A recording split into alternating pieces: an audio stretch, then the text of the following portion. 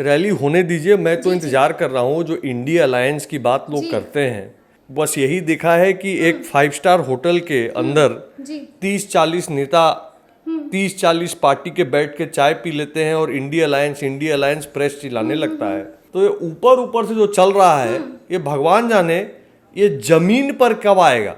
और आजकल latest trend निकला है, बिहार और यूपी वालों को शौचालय साफ करने वाला बताना। और इसी बिहार के, इसी पटना के गांधी मैदान में उन्होंने आकर अक्टूबर 2013 में शंखनाद किया था। मोदी जी जल्द ही बिहार पुनः आ रहे हैं। नमस्कार, हमारा नाम है समरीन और आपने देखना शुरू कर दिया है लाइव सिटीज।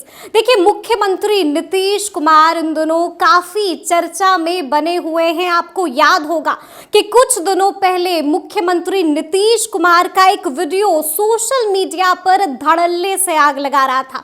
आपने देखा था कि उस वायरल होते वीडियो में मुख्यमंत्री नीतीश कुमार एक महिला एंकर का अभिनंदन करते हुए नजर आ रहे थे। लेकिन अगर बात सिर्फ अभिनंदन की होती तो इतनी चर्चा नहीं होती। लेकिन आपको मालूम है कि चर्चा हो रही है मुख्यमंत्री नीतीश कुमार के इस अंदाज की। तो आज हम इसी मुद्दे पर सीधी बातचीत करेंगे बीजेपी के दिग्गज नेता ऋतुराज सिन्हा जी से। सबसे पहले बहुत शुक्रिया बात करने के लिए। धन्यवाद। जैसा कि मैंने शुरू में ही कहा कि वायरल होता वो वीडियो आपने भी देखा होगा, पहली प्रतिक्रिया क्या है ऋतुराज जी की? देखिए, अब ये बात राजनीतिक गलियारों में पुरानी हो गई। 2 दिन का समय बहुत होता है और मुझे लगता है कि बिहार के पॉलिटिक्स के लिए इससे भी महत्वपूर्ण कई सारे मुद्दे हैं। जो देखने को मिला वो अचरज वाला था और मुझे लगता है कि इसके पीछे क्या हो गया है मुख्यमंत्री जी को? इसके पीछे क्या है ये तो समझ के बाहर है। लेकिन इस पे कोई टिप्पणी मेरी नहीं है। वरिष्ठ नेता हैं, क्या मूड में थे, क्या हुआ, ये इसके ऊपर टिप्पणी करने के जगह पे बिहार के जो राजनीतिक मुद्दे हैं उस पे हमको चर्चा करनी चाहिए। अच्छा, ये बताइए कि खरमास, मतलब तमाम नेता ये बात कर रहे हैं कि खरमास के बाद बड़ा खेला होने वाला है, बिहार की राजनीति में बड़ा उथल पुथल हो रहा है। आप तो दिल्ली से लौटे हैं, बातचीत हो गई है? देखिए, भारतीय जनता पार्टी 40 में 40 सीट जीतने की तैयारी में, मुख्यमंत्री जी वापस आ रहे हैं एनडीए में।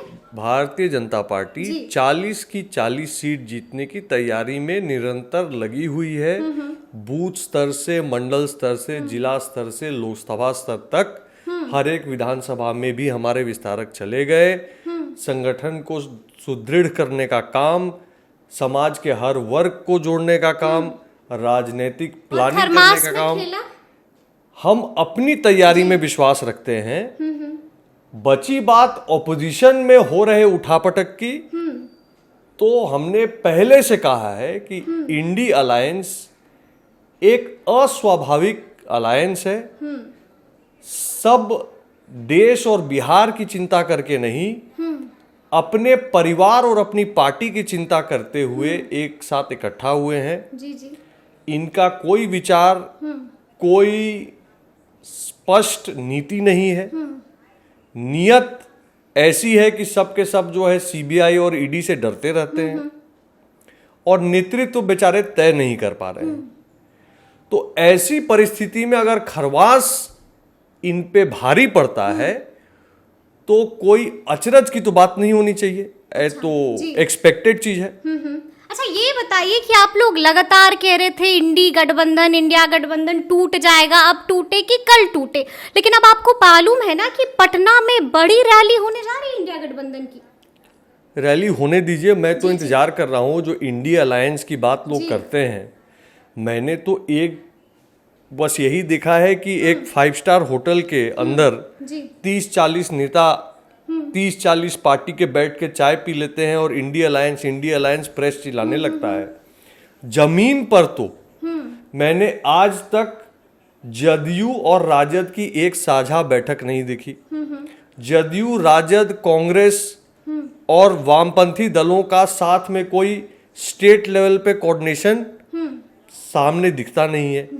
तो ये ऊपर ऊपर से जो चल रहा है, ये भगवान जाने ये जमीन पर कब आएगा, क्योंकि जमीन पर जो कह रहे हैं जनवरी में आ जाएगा। जमीन पर हमको तो अभी शक है।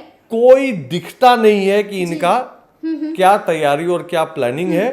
मोदी का विरोध, जातिवाद और सनातन को धर्म गाली देना, और आजकल लेटेस्ट ट्रेंड निकला है बिहार और यूपी वालों को शौचालय साफ करने वाला बताना।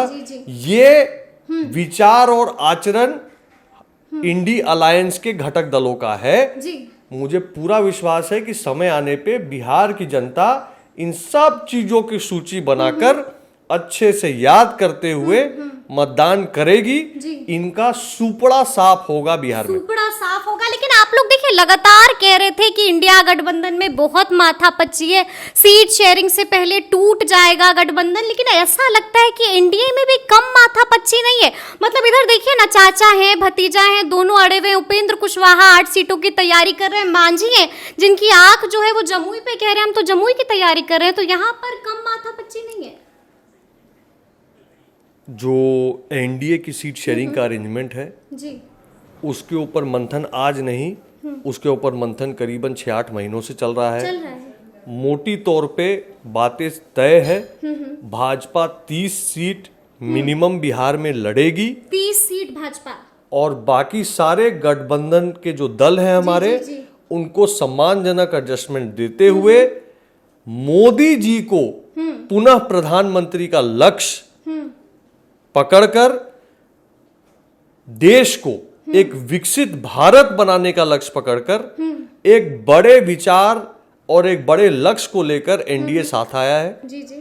हमें कोई सीट शेयरिंग का प्रॉब्लम नहीं होने वाला है, और ये बात आपको एकदम क्रिस्टल क्लियर हो जाएगी जनवरी खत्म होते होते सब साफ हो जाएगा। अच्छा, आपको मालूम होगा ना कि गिरिराज सिंह से बातचीत हुई थी फ्लाइट में, लालू यादव भी साथ थे। तेजस्वी ने बड़ा बयान दे दिया है, कहा है गिरिराज सिंह खुश नहीं है, काफी परेशान है, कह रहे हैं कि केंद्र मंत्रियों की चलती नहीं है बीजेपी में। क्या चल रहा है? हम लोग जब छोटे थे तो घर पे सिखाया जाता था कि जब दो बड़े बात कर रहे हो तो बीच में बच्चों को कूदना नहीं चाहिए। तो जब बड़ों के बीच में कुछ बात हो रही हो तो वो उनके बीच की बात है। इसके बीच में किसी तीसरे को कोई बयान देने की ना आवश्यकता थी, और बयान दे दिया है तो स्पष्टीकरण भी वही दें तो अच्छा रहेगा। अच्छा, एक आखिरी सवाल, देखिए इंडिया गठबंधन की रैली हो रही है, बीजेपी इसका जवाब कैसे देगी? रैली होने दीजिए, और मोदी जी की भी रैली यहाँ पे हम जल्दी करने वाले हैं। मोदी जी भी आ रहे हैं बिहार? मोदी जी बिहार अवश्य आएंगे। बिहार उनके हृदय के करीब है, और इसी बिहार के, इसी पटना के गांधी मैदान में उन्होंने आकर अक्टूबर 2013 में शंखनाद किया था। उस रैली से ही देश के 2014 के लोकसभा का दिशा तय हुआ था। मोदी जी जल्द ही बिहार पुनः आ रहे हैं, और समय दिखा देगा कि जनता किसके साथ है। जनता किसके साथ है? तो सुना आपने क्या कुछ कहा है ऋतुराज सिन्हा जी ने। देखिए बड़ी बड़ी बात कह दी है, और इशारों इशारों में बहुत कुछ बता भी दिया है। तो ये पूरी बातचीत आपको कैसी लगी है कमेंट करके हमें ज़रूर बताइएगा। तो इस तरह के तमाम अपडेट्स के लिए ऐसे ही हमारे साथ बने रहिएगा और देखते रहिएगा लाइव सिटीज़। बहुत शुक्रिया।